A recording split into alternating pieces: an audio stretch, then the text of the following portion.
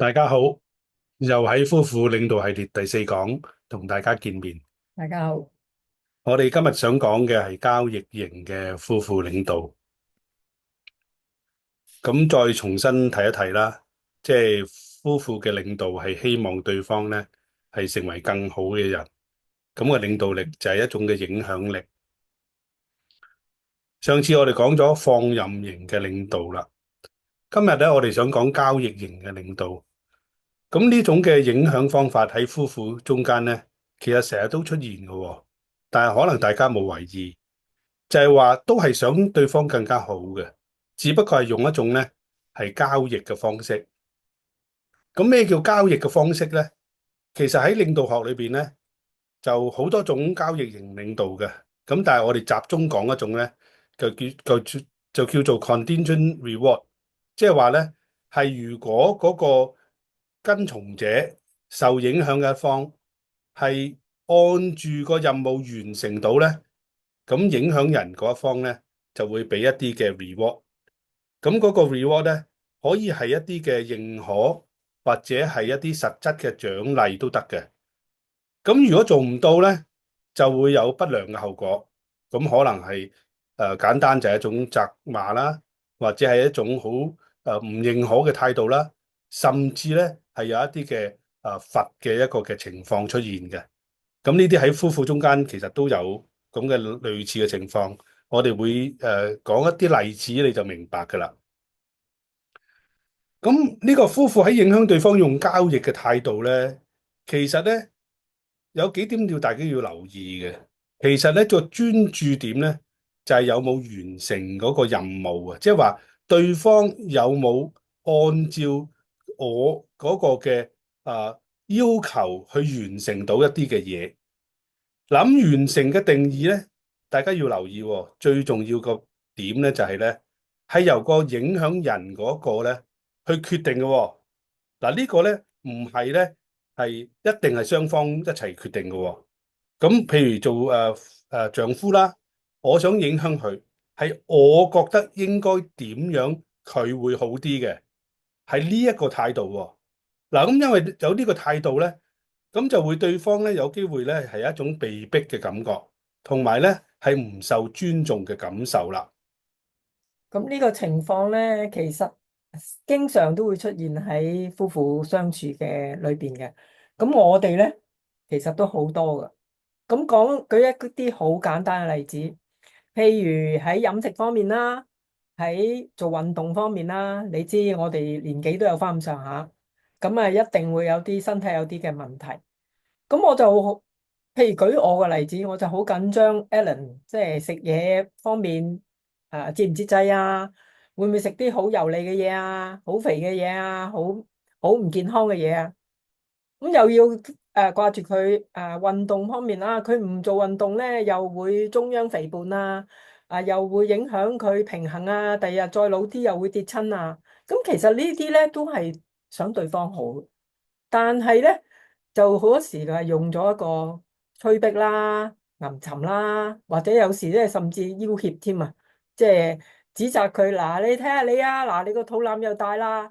你唔好好啲食嘢咧，你陣間又中風啦，陣間又有咩問題啦，又脂肪肝啊咁又你再唔做運動咧，你陣間咧好容易撲親啊咁咁好多時咧就去到食嘢嘅時候咧，點菜嘅時候就會睇到，佢想點嗰啲我就有咁嘅情況出現。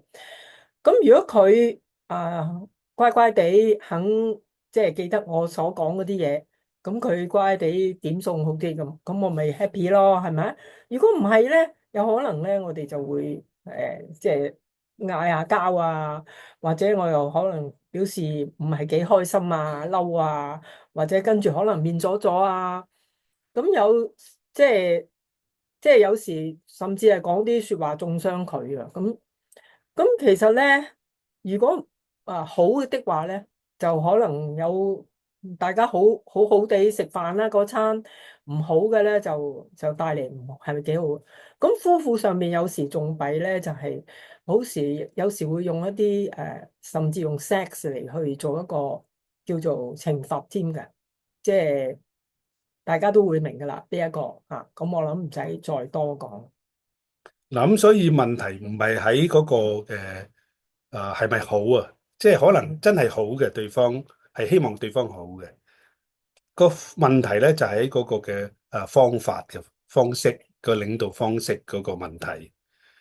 咁有時就算係雙方都同意嘅，但係咧，如果嗰個傾嗰個嘅過程咧，都唔係自發嘅決定咧，其實就會產生一種嘅被逼嘅感覺。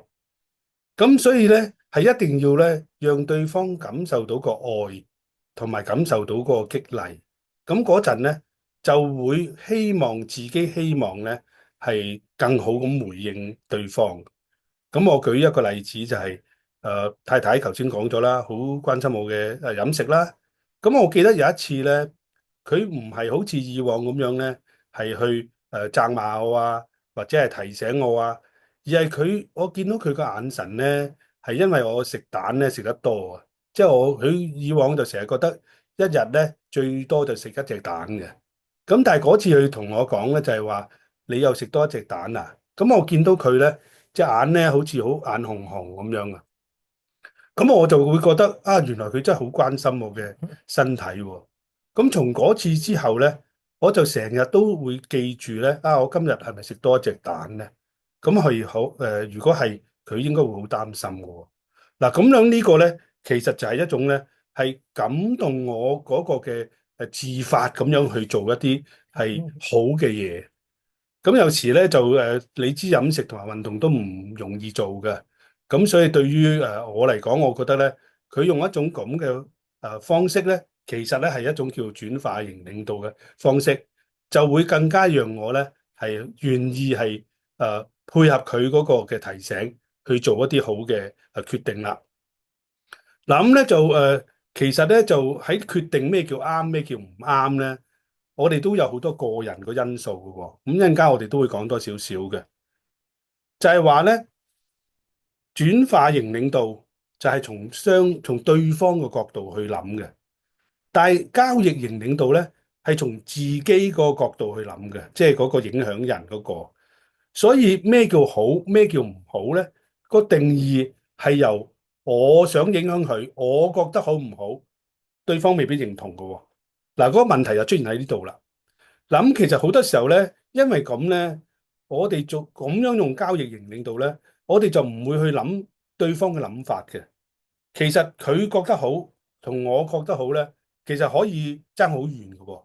有時未必對錯分得咁清楚，係要雙方嘅角度咧，都要一齊去配合去諗，就會有一個更好嘅、更平衡嘅一個嘅角度去睇咩叫好啦。咁有一個例子咧，太太又想同大家分享。其實啲例子咧就即係好簡單，就係譬如我哋都會計劃下去旅行啦。咁其實咧個目的都係好嘅，因為想即係培養大家嘅感情啊咁樣。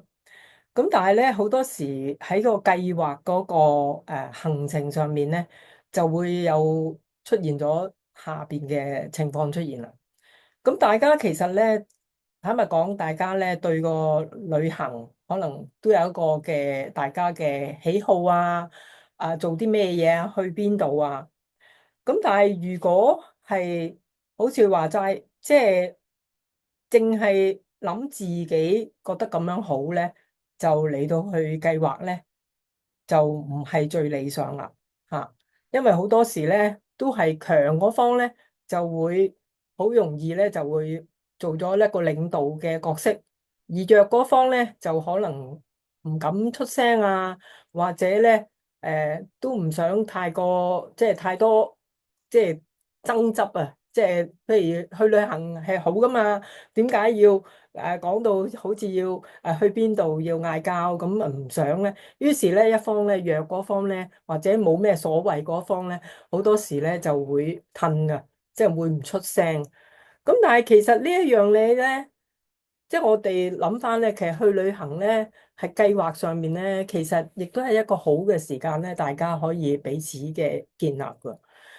點樣去優化嗰次嘅旅行嘅行程啦，或者更加認識對方嘅喜好啦，無論中意邊樣，唔中意邊樣，其實透過呢一樣嘢咧，都可以了解對方。另外就係其實亦都係喺安排上面咧，都係可以發揮大家唔同嘅一啲嘅強項啊。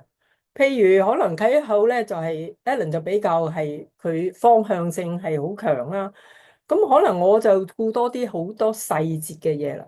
咁其實如果大家係能夠好好咁去傾，又睇到對方嘅強點，自己肯擺低，係咪應該係最好嘅咁樣發生咧？但係好多時就未必會咁樣發生啦。咁好多時咧，有自己嘅喜好嘅時候，揸得好緊咧，就好想對方你都跟我啦，因為呢一個係佢最好噶啦，我哋去呢度係最好啦，或者我哋咁樣去係最好，或者咁樣做係最好嘅。係喺旅行就即係好多例子啦，因為我以前成日都要出 trip 咧，工作原因啦。咁喺個旅程當中咧，其實就好多時候有呢啲咁嘅情況出現嘅。我記得有一次啦，我哋喺外國啦，咁就係第二日要去搬酒店去第二個地方，咁咧就太太就好着重就係快啲要執好啲嘢啊，早啲瞓啊，所以咧就係好想咧我哋咧係第二日有更好嘅精神咧，係去享受同埋去工作。咁其實呢個都係非常好嘅態度嚟嘅。咁但係當時咧我就唔係集中咧係諗執嘢喎。咁嗰陣時我諗緊乜咧？我係諗緊聽日嘅安全。個原因咧話我哋跟住去嘅地方咧係有一啲嘅安全性嘅要考慮嘅。咁我就係諗下啲錢應該擺邊度咧？我哋應該點樣好安排好咧？如果有事嗰陣咧係點樣做咧？咁我當時成個腦子咧都係諗緊呢啲嘢。咁所以我就冇去諗同佢傾咧，執好而家執好嘢。諗其實我都冇諗錯嘅喎。咁但係只不過咧係大家個角度係唔同嘅。咁大家都係想對方好嘅，大家都係希望個行程咧係會有一個好嘅時間同埋有安全。但係因為我哋咧用咗自己嗰個態度去諗，而用自己個態度，甚至用一種交易嘅方式咧，去逼使對方咧去跟自己做啊。嗱，咁呢種嘅不認同咧，其實就變成壓力，變成咧好似被逼同埋好唔受尊重嘅感覺啦。諗呢個喺夫婦嘅情況成日都發生嘅。我唔敢講係做強方係多啲定係男多啲定係女方嘅多啲啦。但係喺我嘅觀察裏邊咧，其實女方有時都會幾強烈咁樣去希望個男方咧跟自己。咁我哋觀察就有時咧個男嗰方咧就會係咪跟你咯，好被逼同埋好唔想嘅，同埋咧佢會做一樣嘢咧就係我喺你面前咪做咯。我離開咗你嘅面前咧，我就唔會做噶啦。嗱，咁樣其實呢種嘅影響嘅方式咧，其實係冇乜用嘅。咁如果我哋明白咧，我哋就會學習用一種嘅誒轉化型嘅方式咧，係從對方嘅角度咧，係影響對方。咁做同唔做咧，其實係有時會帶嚟好多衝突嘅，甚至有暗湧嘅。咁呢啲情況咧，其實如果我哋慣咗用交易型領導咧，大家就要小心啦。咁有啲例子係想大家參考嘅。咁其中一啲例子咧，就係我哋教養仔女方面啦，我哋啲仔啦嚇。咁其實當細蚊仔細嘅時候咧，我自己本身咧就比較着重咧佢哋培養佢哋嘅習慣啦，生活上邊嗰啲嘅安排啊，同埋佢哋紀律啦方面啦。咁而 Alan 咧就比較着重咧係關係上邊啦。咁對於呢啲紀律啊、習慣嗰啲嘢，佢就唔係幾理嘅。咁你就可想而知咧，大家咧嗰個落差都幾大嘅。咁好多時咧就係我都會用咗一個即係交易型嘅領導去領導佢嘅，因為我好想，我覺得咁樣係好啊，咁樣培養細蚊仔嘅習慣咧，3歲定5、80啊嘛嚇，咁梗係要即係好好地咁樣培養佢哋習慣啊、紀律方面啦，咁啊唔使佢哋行錯啊，第一。咁但係好多時咧就未必會即係從對方嘅角度諗啊，淨係諗自己覺得好嘅，自己覺得係應該做嘅嘢，咁就會去逼佢去跟啦。雖然我哋唔會喺個仔面前咧會嗌交，但係咧我哋都好多暗湧嘅。嗯有時可能到阿仔瞓咗覺之後，我哋翻去房咧，先至嗌交，先至傾翻咧頭先件事點點點咁樣，去指責對方做得唔好啊。咁其實咁嘅做法咧，好似頭先 Alan 所講咧，可能 Alan 咧只係喺我面前咧就會跟我咁樣做啊，因為有少少被逼啊嘛。如果唔係咧，又會帶嚟好多衝突。咁但係其實可能骨子裏邊佢未必欣賞啊。咁但係可能係經過我哋好多時就係翻入房，好多嘅衝突，翻入房慢慢傾，了解翻大家嘅睇法之後咧，其實就會開始欣賞我嘅唔同，我同佢嘅唔同咧，佢嗰啲嘅睇法咧，係其實可以補足我嘅不足嘅。咁大家係會更加好咁樣樣咯。如果唔係咧，就對方可能我哋繼續逼落去咧，好多時咧，丈夫啦特別咧就會褪嘅，好多時就唔同你嗌啊，因為咧佢都唔同你啲女人嚟到去爭持，佢咪退出咯，佢唔玩呢個遊戲啦，咪你咪教咯，佢都唔理你啊，即係就係採取呢一個少少好似係懲罰嘅一個嘅態度啦。咁亦都會嗯令丈夫咧變為一種放任型嘅領導，即係話我都唔理你啦，由得你點啦。咁其實對雙方都唔係好嘅。所以咧，如果我哋慣咗用交易型或者甚至係放任型嘅影響嘅方式咧，最重要我哋要了解我哋係有咁嘅傾向，同埋我哋有咁樣嘅習慣嘅。咁當我哋了解到自己係咁咧，我哋就明白咧，原來我哋好有可能咧係成日用自己個角度咧去諗乜嘢叫好，乜嘢叫做唔好。我哋從來都冇真真正正聽過配偶咧，佢心目中咩叫好，同我嘅唔同，點樣去配合？好似我哋喺教養即係三個仔嘅過程咧，我哋好多時候都傾，我哋明白對方嘅角度咧，就讓我哋更加了解。哦，原來我哋組合一齊、結合一齊嗰個方式咧，往往係更加比個人諗嗰個更加好。咁當我哋願意咁做咧，我哋就會學識咧係放低自己嘅睇法，同埋學識咧去欣賞對方嘅睇法。咁其實呢個係會間接咧提升我哋咧轉化型領導嗰個特質。因為轉化型領導嘅特質咧，我哋下次會詳細講嘅，就係話從對方嘅角度睇下佢點樣能夠影響佢咧，佢從心裏邊咧係去想做嗰個好啲嘅自己嘅。嗱，咁呢個係要由佢決定嘅。咁點樣影響佢咧？其實呢個咧就詳細下次講啦。但係好似喺我哋嘅例子裏邊啦，有啲時候我都會犯呢個錯誤嘅，即係男人都會有交易型嗰個問題出現嘅。我哋嘅觀察咧，好多時候咧就係男人咧成日就俾意見嘅，即係好似太太工作上有啲嘅唔開心，或者有啲嘅情況出現。咁男嗰個咧，好多時候就係俾意見，誒、你應該點做？你應該點做？其實你咁唔啱嘅喎，你咁做，咁你咧就我教埋你應該點做啦。咁好多時候咧，女嗰方咧，其實需要唔係呢樣嘢，佢需要咧，其實就係一種嘅關心、明白、體會個困難，同埋咧係希望咧係你理解之後咧。先至俾一啲嘅實質嘅意見啊，因為佢覺得你真係明白佢處境啦，佢或者係真係想聽下你嘅意見。但係我哋男人咧，成日都唔係咁，我哋好快就俾意見。咁個問題出現喺呢度啦，就係當我哋想咁做，其實係想對方好嘅，但係個結果咧唔係咁理想嘅時候咧，我哋就會用一啲嘅面黑啦，你唔聽我講，由得你自己衰咯。工作上啲嘢，我食鹽多，你食米啦。你唔聽我意見，其實你啊即係自己蝕底啫嘛。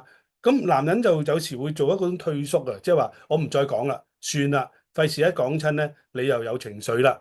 但係其實一個習慣用交易型領導嘅男人咧，其實係用緊一種嘅懲罰方法，就係話咧面黑或者係唔理你咁嘅態度去對對方。但係個關鍵點喺邊度咧？就係丈夫冇諗到咧，我係用緊一種交易型嘅領導，同埋我冇真真正正咧係用轉化型嘅領導咧，係去影響同埋明白對方。咁個責任其實有都幾大部分係我哋男人嘅責任喎。咁但係我哋自己就唔理解啦。咁所以呢個咧就係呢個交易型領導嘅唔好處咯。咁喺職場上或者交易型領導係可以嘅，係需要嘅。咁但係喺夫婦嘅關係咧，我哋又覺得放任型同埋交易型咧都真係認真唔理想。咁我哋下一次咧就會講多少少咧，開始講咧轉化型領導啦。咁轉化型領導咧有4個I嘅，我哋會逐一去詳細討論，希望對大家有幫助。咁下一次見面咧，我哋相信你會好有興趣。咁如果你覺得我哋講緊嘅嘢啊，今次嘅內容都係對你有幫助或者覺得好咧，俾一個 like 我哋啊，俾呢個鼓勵我哋，等我哋更加咧。大約每一個月咧，我哋會做一次嘅呢一個嘅分享。咁如果你未訂閱咧，你就去訂閱啦。係好，咁啊再見咯喎，拜拜。拜拜。